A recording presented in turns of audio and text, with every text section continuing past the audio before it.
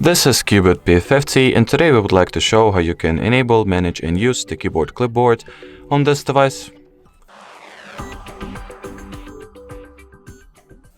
So first of all, you need to launch the keyboard. Next, at the top part of it, at the top section where you'll have this row containing icons, tap on this icon in particular that stands for the clipboard itself, then turn on this toggle. That means that the clipboard has been successfully switched on.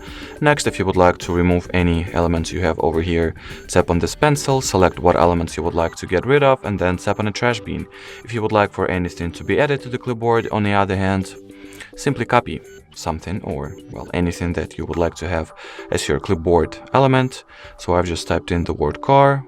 I'll try to select it to the best of my abilities, and once I copy it and open the clipboard page again, we'll see that it has been successfully added as the new clipboard element. From here, simply tap at the element that you would like to be pasted into the typing bar that you have launched the keyboard from.